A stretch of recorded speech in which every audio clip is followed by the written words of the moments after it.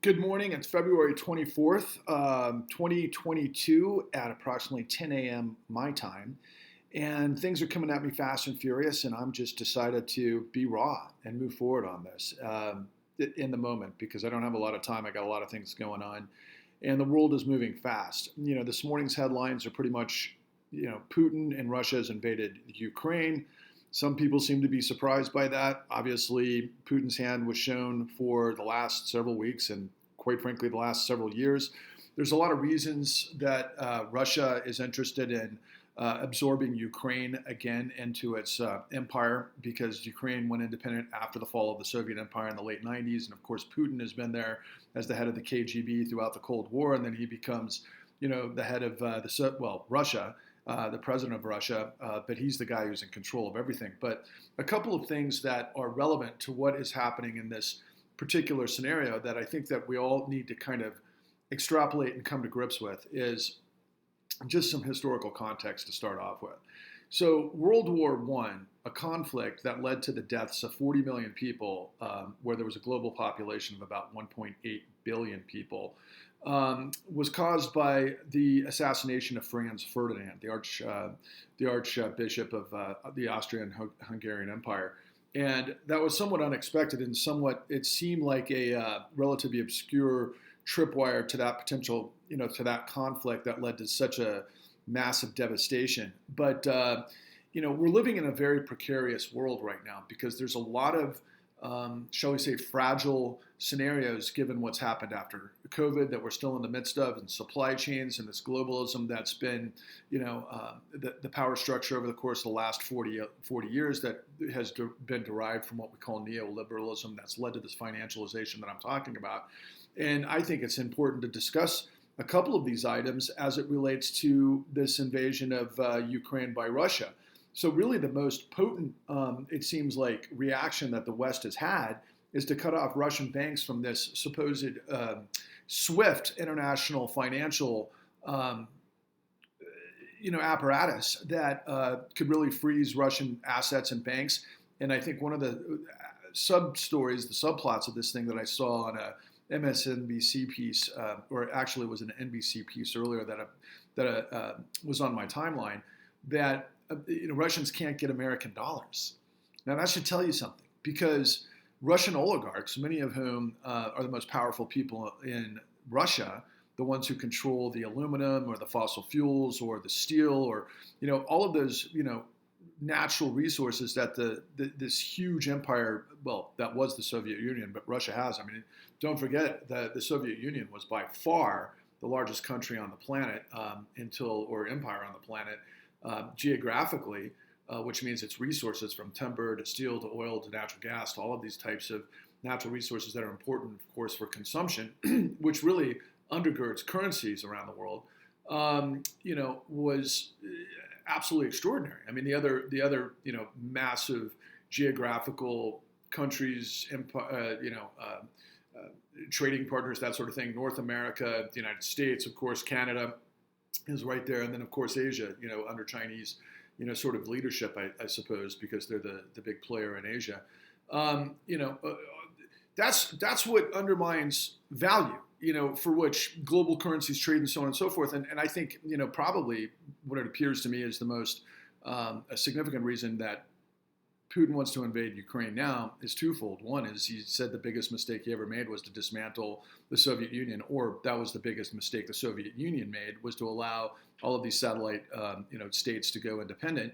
And, he's obviously very interested in getting that sort of geopolitical power back because Ukraine has a lot of resources that are important to Western Europe, both in rare earth minerals as well as, of course, natural gas being probably the most important. But I think there's ports that are involved as well that are very important to Russia. So, when you consider the parallel between World War I that led to a disaster that killed 40 million people of a global population of 1.4 billion, and you consider that we're nearly 8 billion now, what happens if this just triggers because of the fragility of the world as it stands, because it's coming to an end anyway, based on this financialism that I continue to reveal to you?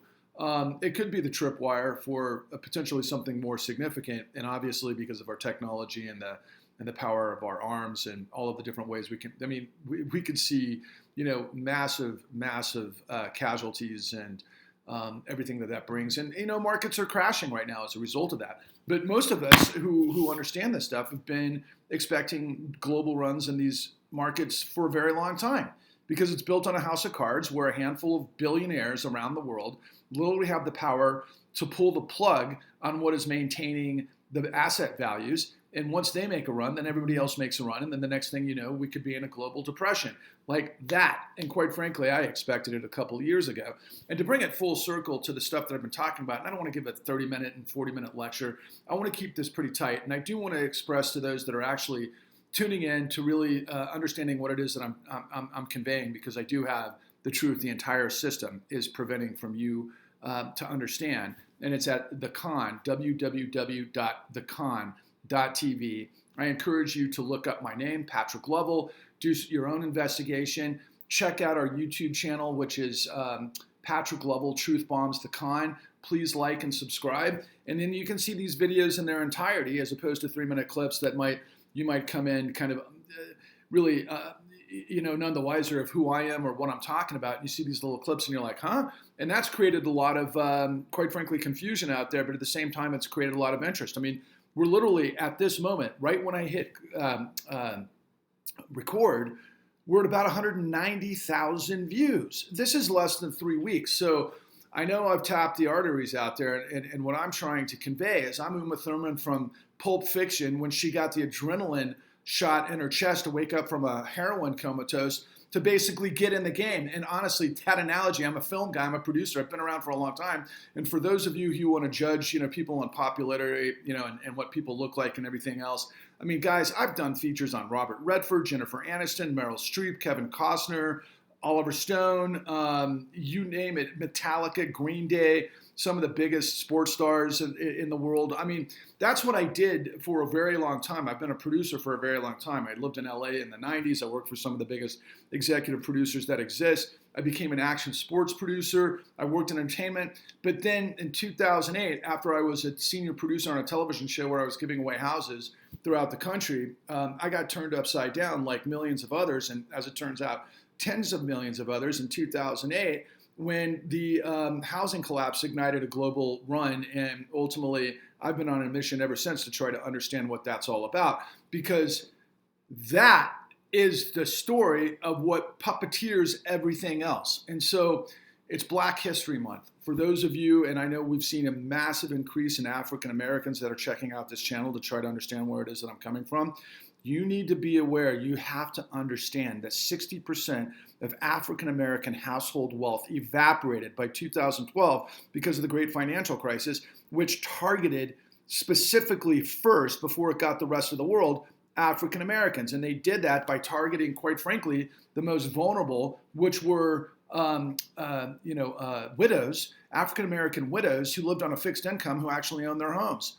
They were targeted to have their houses stolen. That's how we start our quite frankly, our road to this massive revelation, which I refer to as the lost ark. It's the truth. It's everything that creates the world that you live in. And too many of you have no idea how the system works. And I'm trying to educate you, but I call it truth bombing the con, because you live in an incredibly deceitful, masterfully diabolical situation where those on top literally can puppeteer the entire power, and they have hijacked everything. You do not live in a democracy. The law is not equal, and the whole system is a complete antithesis of what the United States was designed to be, and what we fought in the Revolution, the Civil War, World War II, the Civil Rights Movement, and all of those different scenarios to wind up, quite frankly, in aristocracy. There's this incredible quote by a 17th century French philosopher. This guy was a libertarian, and this was during the French Revolution. And he said this quote that has stood with me and a lot of people that understand this scenario in terms of human history. He said, when a group of men discover plunder, they create a legal system to authorize it and a moral code to glorify it.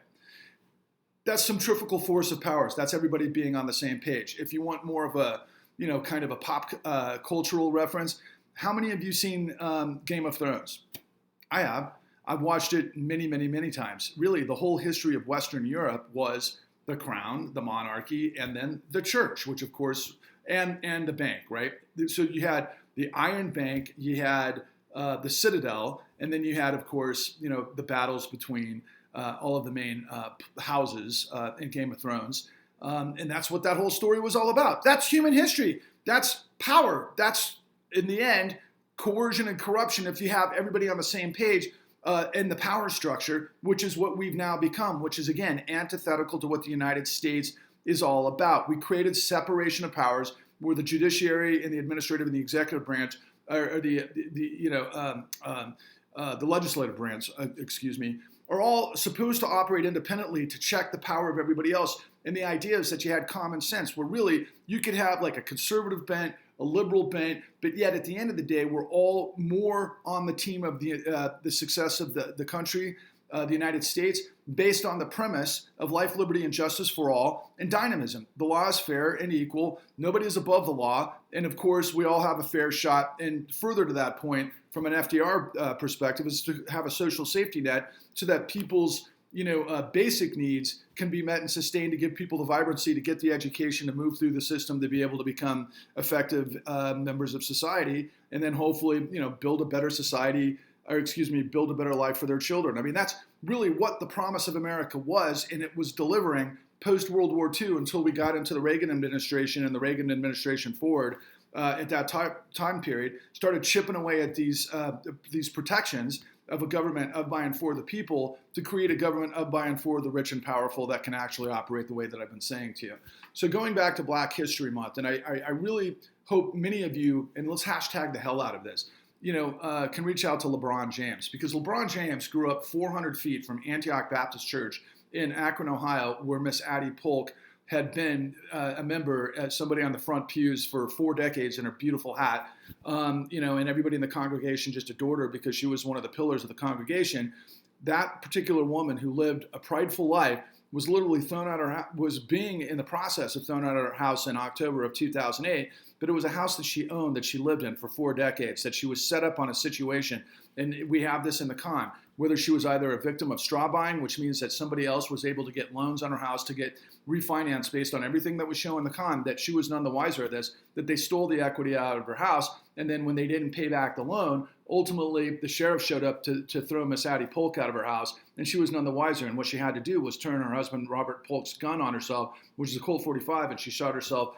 I think she shot herself 5 times, but 4 times in the chest, believe it or not. And she was such a strong woman, she didn't die immediately. She ended up dying 4 months later, and it's a tragedy. But what she did in that story was she opened up the door for us to be able to find, and we didn't have any idea that this could happen, but it led to a miracle of all miracles from her tragedy, which I believe was actually God,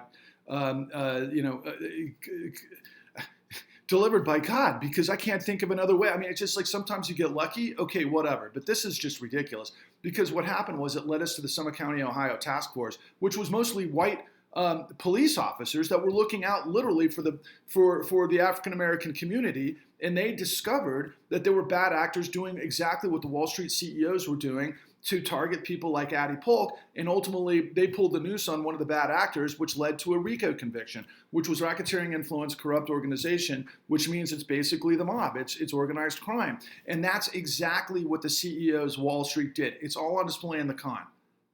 Watch it, learn it, understand it, because it's not just the African Americans that were targeted. It was the white working class that constitutes what ultimately many of these people have become supporters of Donald Trump. These are people that came from the 50s, the 60s, the 70s. They're elderly now, a lot of these people that worked in the industry, the manufacturing base of the industrial Midwest, and they had pensions. They had saved for retirement. They were truckers, they were steel workers, they were guys out in the fields, they were whatever. I mean, these guys, were basically salt of the earth kind of people that worked with their hands, that saved in their retirement funds. And they were targeted by this system too to be destroyed. So you think about it, you target the African Americans, then you target the white working class, you destroy them, and then in the end, what we did was our financial system, our central bank, gave trillions upon trillions upon trillions of dollars to the guys that organized this whole thing. So everybody else goes down the tubes unknowingly, unwittingly. They got set up, they got sabotaged, they got destroyed, and then the guys that did it, instead of going to jail, which is what they should have done under RICO statutes, if we had a government of, by, and for the people, where institutions like the Federal Bureau of Investigations, the Department of Justice, and the Securities and Exchange Commission, which are all there and have a budget of $75 billion a year, are there to make sure that this doesn't happen. But that didn't happen. The bad guys got away with setting everybody up and then walking away with trillions of dollars. That was in 2009. It happened again in 2019. Nobody knows about it. And it's been going on ever since. So let's take it back to Putin, okay? And let's tie this to Donald Trump under these circumstances. So the Soviet Union was, of course, our competitor after the fall of the Nazi Reich, the Third Reich, after both the Russians and the United States pulverized the Germans. And ultimately, then it became a Cold War after that, a competition between the two isms, supposedly capitalism versus communism, between Stalinism, between at that time would have been FDR and the New Deal guys, but then that evolved all the way to Reaganism, which got us more back to the type of business enterprise and in this sort of free market laissez-faire deregulation where we're supposedly supposed to trust the market. To do the right thing, because we have, a country of people with common sense who aren't going to buy from people that are actually screwing them over. That's really kind of the idea. The buck stops with the people. Buyer beware, right? But when you have a system that is so completely interconnected and they're, seemingly giving you what you want, a loan for a house, a loan for a car, a loan for a university, much of which we all need, because in the end, the income of the United States is basically flatlined since the 70s because of this international globalism and deregulation, desupervision, and decriminalization. We killed the golden goose. We sent manufacturing to Asia. We sent, we've been living off the fossil fuel in the Middle East for the whole time. In fact, the value of the dollar bill, we got rid of gold standard back in the Nixon administration during a moment that was called, we just evolved into fiat currency. Bretton Woods is what I'm trying to think of, and that fiat currency is basically, we can create money out of thin air, honestly, but it's based on real commodities. I mean, oil is gold. Sorry, that's not kind of a silly, Beverly Hillbillies connection. That's literally what gold is. I mean, oil is. Oil is gold, and so 9/11 and everything that's come since in the geopolitics and what Putin is involved with now really is still the same story, same as it ever was scenario, because it's most of this is driven by finance, which is backed by fossil fuel, and that creates the value of the currency. So there's global runs, there's panics. It's the same story. Could it lead to World War III?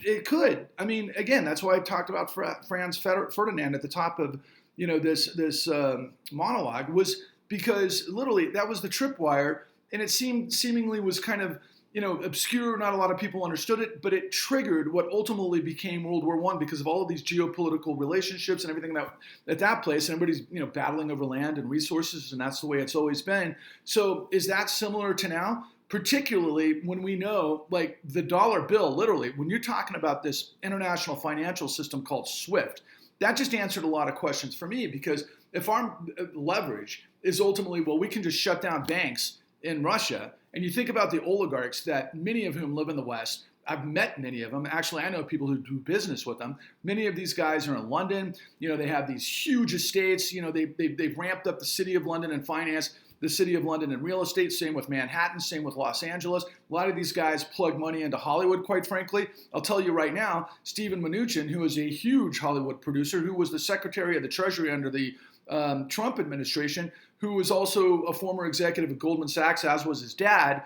This guy plays ball with the Russians all the time.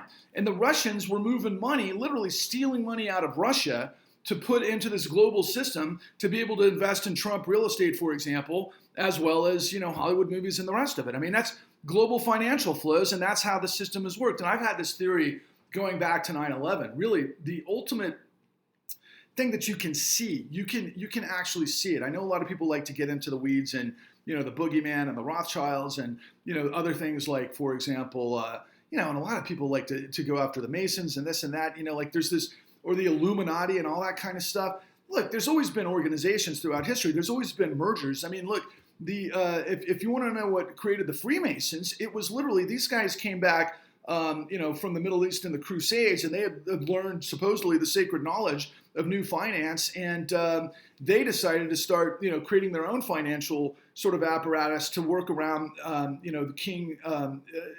Can't remember exactly which king it was of France at that time, but also the church, which was located in France. I mean, the Catholic Church was headquartered in France, and there was this continuity. There was this confusion between the Catholic Church, of course, and the Holy Roman Empire. I mean, that's what it was called. And then ultimately, the Masons came back supposedly from these Crusades with the sacred knowledge, and they started. They were the Masons. They were the guys that were building. They were the unions. They were the guys that were building the churches and these huge castles and everything else for the power. But then they started to create their own renaissance and their own finances and so forth. And then ultimately, the power that be became very concerned that they were usurping their power. So on Friday the 13th, and I think it was, I can't remember what day it was, but this is where we get Friday the 13th.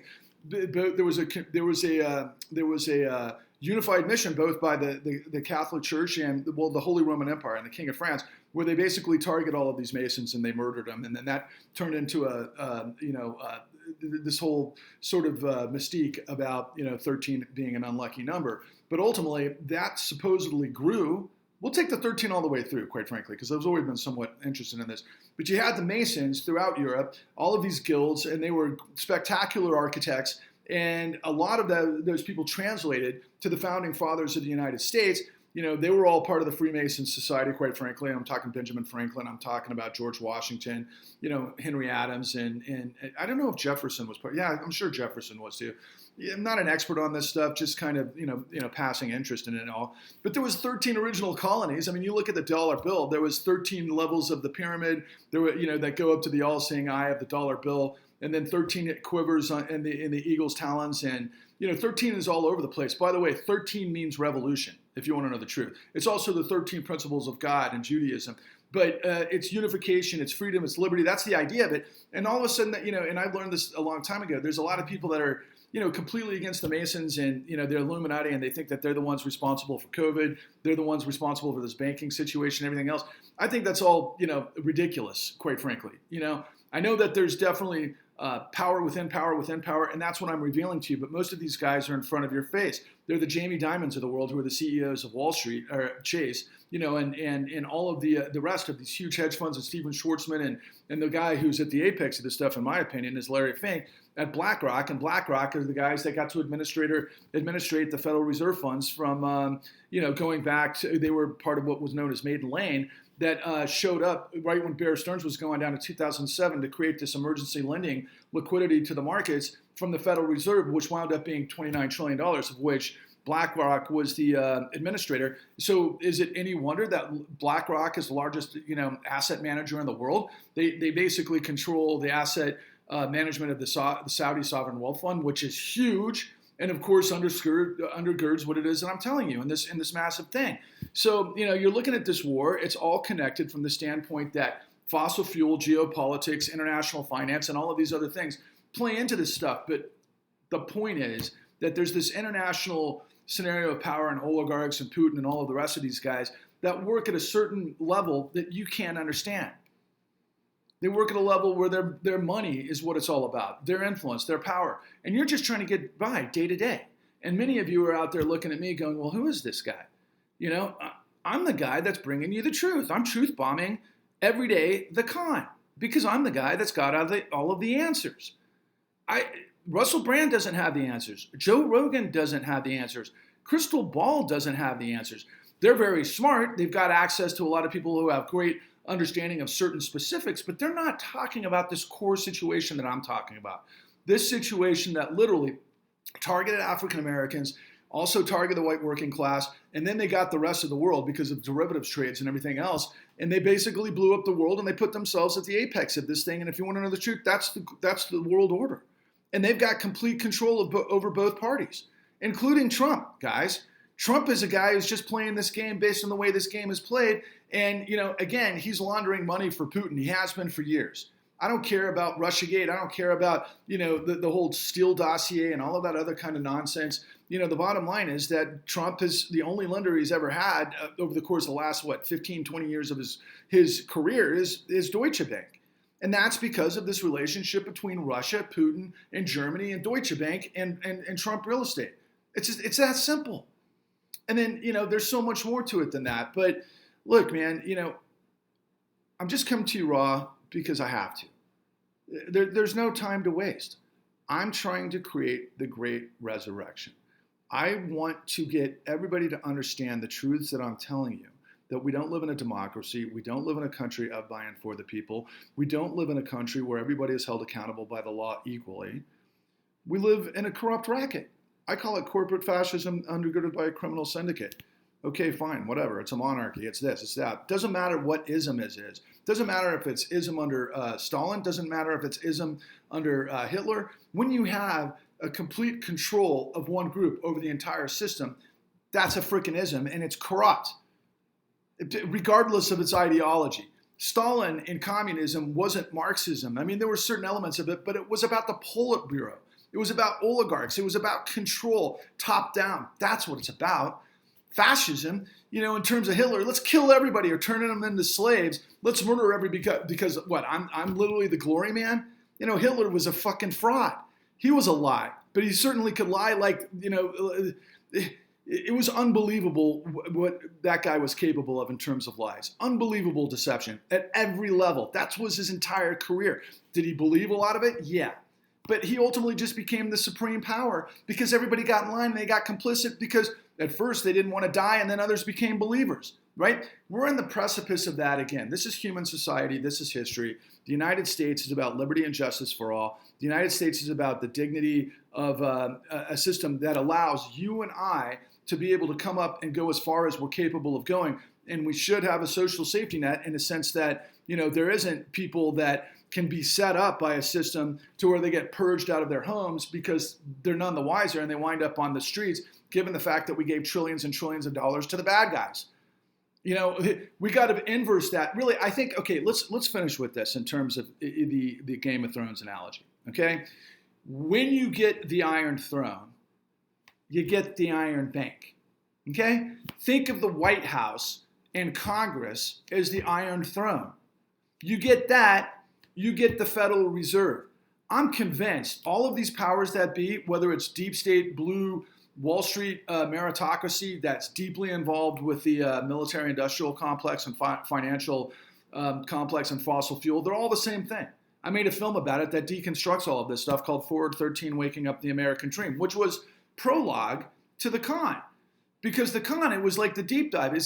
I knew conceptually what our system had become because I knew what kind of questions to ask because I understand power. I understand boards. I understand, how people get handpicked into power. I understand how the influence of a CEO can handpick who's going to be on the board for what reason and why people, get on the same page to allow that CEO to do what he does. What I didn't understand at that time period were the details that were taught to me by William K. Black, the greatest criminologist in the United States, who created 30,000 criminal referrals after the S&L crisis, that put over 1,000 executives in jail for that time, and then got sidelined by the Clinton and Bush administration, Clinton, Bush, and Obama administrations because he was too good at what he did. Because none of those administrations, none of them, wanted to work for the people. They wanted to work for the hierarchy, the power apparatus. We created this corporate machine, decades ago. I mean, it's part of what took place after World War II. I mean, we've got these huge corporations, the way that it works in finance, the way that it works in fossil fuel, the way that it works in the military and pharmaceutical and agriculture. Why do you think we've got, for example, in the pharmaceutical industry, somebody like Pfizer, right? Or Monsanto, which was a German company, and I could probably, think of a huge couple of big ones down in Texas, based on agriculture and, of course, Exxon and everything in fossil fuel and McDonnell Douglas, Lockheed. It's the private-public partnership, right? And what we've done is we've just dramatically taken all of the power away from the dynamic economy where we have competition in regional situations, and we've just basically centralized all this force under these things, and we've created this backstop and this globalism where everybody got involved with it. So do you see it? It's not that complicated. Yes, we are being marionetted by the powers that be, and you need to learn about it. You have to. Otherwise, you're going to be a victim of it. Tens of millions have already been a victim of it. 60% of African-American household wealth evaporated in 2012. I mean, that was the end of it, and then we bulldozed millions of people, tens of millions of people, families, all of the stuff through the foreclosure racket, which was a racket. We gave trillions of dollars to the bad guys, and they got the white working class. Guys, you can hate me. You can pretend like you think that you know more than I do. You don't. Do I know everything? No, I don't know everything, but I certainly know this stuff as well as anybody in the country. And that's why I'm calling it Patrick Lovell Truth Bombs the Con, because what else am I going to do, man? I'm Navy SEAL Team 6 coming after, the con artists like you would a terrorist, because it's financial terrorism. Except I'm not trying to do it violently. I'm trying to create a peaceful movement, a peaceful civil rights movement that purges corruption. That's who I am, man. And, and I guess I'll liken it back to the 80s because I'm an ex-gener. I come from the time period where I'll tell you was a huge influence on my life. You guys remember the movie Risky Business? Risky Business, Tom Cruise, he played Joel. Remember that time period, that moment in the film when, he's throwing the big party at the end with all of the prostitutes and how that all came together. And he's like, puts on his glasses because he was doing the interview with the guy from Princeton. And he says, because he thought he was going to actually go down the drain and actually not get into Princeton because he was throwing this party with criminals and everything, which actually should tell you everything. And Joel says, he puts on his glasses and he says, sometimes you got to say, what the fuck? Take your shot. That's what I'm doing. Say what the fuck. Take your shot. Join us on this incredible mission to create the great resurrection to save our country. Because I'll tell you right now, it's going to get worse. And we're the only ones who can save it. You can only save it with the facts. Onward and upwards.